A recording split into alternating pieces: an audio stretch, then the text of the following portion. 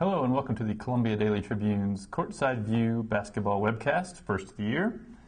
Missouri is 2-0, coming off wins over Southeast Missouri State and Mercer. Looking forward to this week. They've still got Niagara at the end of this week, and then next week they begin playing the CB Classics Kansas City phase against Notre Dame and then either Cal or Georgia. So from the first two games, Steve, and the exhibition games, do you want to throw those in? Any surprises? Well, I'll give you two, one good and one bad. I think, first of all, Kim English has played really well these first two games that counted. He's averaging 18.5 points and has made 9 threes now. He obviously had a really rough junior season and then was shooting 38% in 3 exhibition games and only averaging 9 points. So he's more than double that average in these games. That's a good thing for Missouri going forward. They're going to need him to be productive along with Marcus Denman and Ricardo Ratliffe all year, I think. On the downside, I'm a little surprised that these games have been as close as they've been. The last 5 years, we're used to seeing Mike Anderson's teams just blow out most, if not all, of these non-conference opponents, and these two games both got down to 10 points in the second half. Not that Missouri was ever in danger of losing the game or that you were that nervous about the outcome if you were a Missouri fan, but they didn't put their foot on the proverbial throat the way that we're used to seeing out of Tiger teams. It might be kind of more of a style thing, too. I think when you played the style that Anderson did, that kind of ensured the maximum number of possessions in which their athleticism could make a difference. I don't know that necessarily means things one way or the other is about the rest of the season, although I do think this team, with its lack of height and lack of depth as the year goes on, could be in for more of a rough time once Big 12 play starts. I don't know if they're necessarily built to succeed real well in the Big 12. But we will see. Coming up next week, obviously, now they're facing some high major competition. Missouri's ranked 24th in the nation. I don't know if you feel like that's very realistic or how you think they're going to be able to fare beginning next week. Well, the 24 seems a little high to me. I don't have them ranked right now, and I think there's a lot of reasons to wonder how they're going to be able to succeed going forward against better teams. And I think we're going to start to see next week in Kansas City. Notre Dame isn't the Notre Dame team of last year. Ben Hansbrough's not there, and so they're kind of rebuilding a little bit. The game on Monday night will be the first game that Tim Abramitis plays for them. He's had to sit out the first 4 games. So it'll be interesting to see. This isn't the best test. I think if Missouri gets to play Cal in Kansas City, that's a top 25 team. Has some size in the backcourt, has some size up front. That I think could really be a good challenge for Missouri. We don't know that they'll get to play them.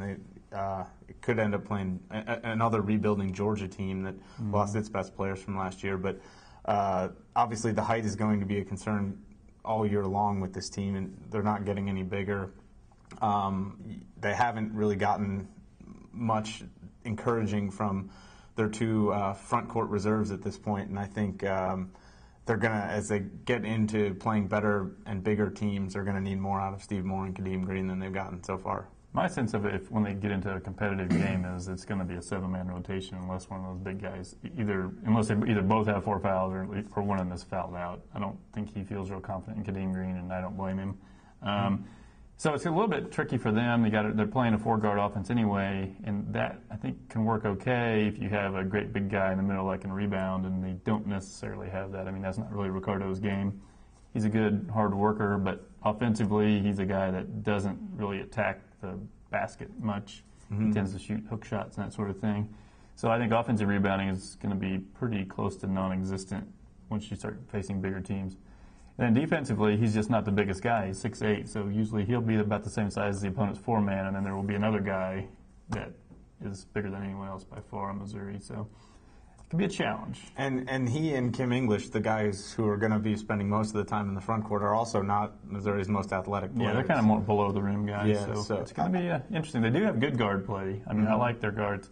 Denman, of course, we haven't talked about him yet, but he's a given. I mean, he's by far their best player. And then pretty good point guards, too. I like both Cressy and Dixon.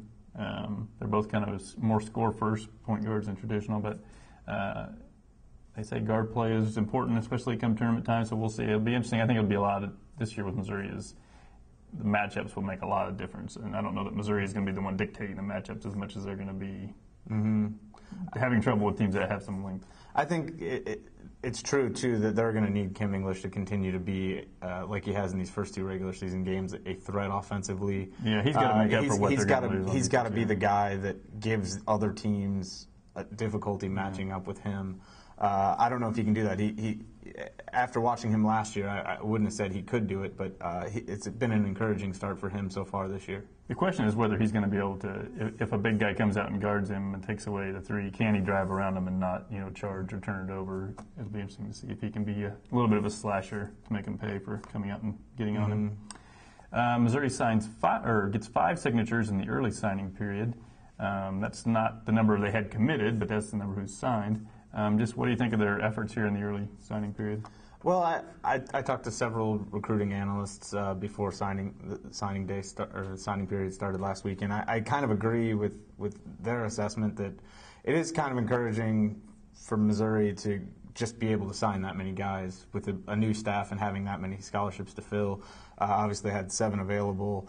To fill 5 of them in a pretty quick amount of time, I think is a good thing for the program going forward. I think the fact that it looks like a couple of them are guys who are going to be solid, Big 12 or maybe SEC type players is a good thing. Negus Webster-Chan is a guy who got a lot of high major interest as a guy who, by the descriptions I've heard, can really play all 3 guard spots.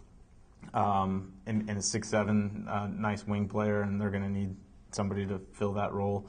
They got a lot of size in this class, which is, as we look at the roster now, was definitely a need. Stefan Jankovic is a skilled power forward type player, more of a face-up guy, and I think Ryan Rosberg from Marquette High School in St. Louis is a more sturdy, low post type guy. Tony Criswell, who's suspended right now at his junior college, but is a guy who's played at the Conference USA level before, and is 6'9" and should be able to help add to the depth in the front court. So those are all positives. There isn't a real star in this class in terms of a can't-miss top 25 type prospect. It's kind of hard to judge Frank Haith on this, too, because there's still this thing hanging over his head of whether he's even going to be the coach here long term, depending on what happens to the NCAA investigation. So, to get anyone to sign, I think, is some sort of an accomplishment. And then if it all gets straightened out by the time the spring signing period rolls around, then they'll still have some empty scholarships then to add some people once. But, if you're a recruit, I don't know why you necessarily would sign with Missouri in the early signing period unless you just thought you want to come to Missouri regardless who the coach is. Yeah, I think that's true. I think we see with Daquan that might have Jones, been the case with Rosberg. Maybe he was a Missouri guy. From Missouri. But the other guys are from parts far and wide, and I think the staff had some relationships with some of those guys going back. But and they could probably get out of their LOIs if they needed to, if there's a coaching change. Yeah, that's kind of standard protocol is always that if there is a guy leaving, you almost always see the new coach. Let the player decide if they want to still stick around. So I don't think that was really a concern, but it does get harder to go other places in the spring as scholarships are filled. Mm-hmm. And lastly, at Miami, Daquan Jones, the player who allegedly received the $10,000 payment to commit there, Miami announces that he's going to be sitting out this season until his status gets resolved. Does that say anything about Frank Haith's situation?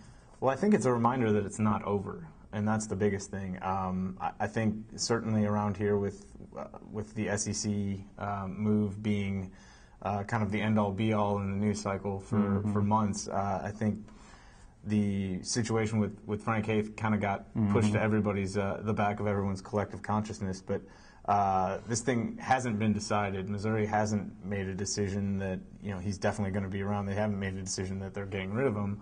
They haven't made a decision, period, and I think that's because they're letting the NCAA investigation play itself out.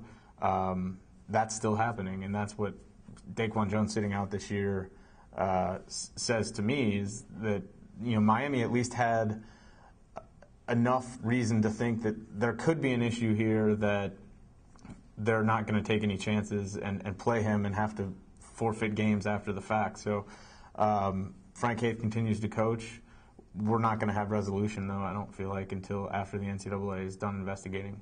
Yeah, what you don't know is Miami sitting him out because they've been in constant contact with the NCAA, and the NCAA is letting them know there is something here, or if the NCAA just hasn't gotten around to the basketball component of this investigation because the football part of it was so massive, and football probably took first priority because those are the players that were initially, their eligibility was in question sooner than the basketball player was.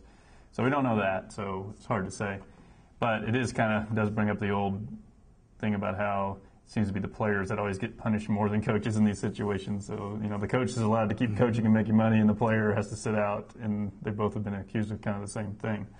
But that seems to be the way the NCAA works. And in this case, I think it's also worth mentioning that Daquan Jones, nobody actually accused Daquan Jones of accepting money. It was money that, some people said he wasn't even aware of if it happened. And so, yeah, he's definitely being punished. I do think it probably is a good thing that Miami has him, just sit out the entire season. If they don't know when this thing's all going to be resolved, have him sit out the season now so that he can play next year if it does get resolved, instead of sit him out now and then maybe come back in the middle of the year and you lose time. All right, well, that wraps up the first basketball webcast. We'll probably take a break next week for Thanksgiving, and we'll be back in 2 weeks to discuss Missouri's progress against better competition.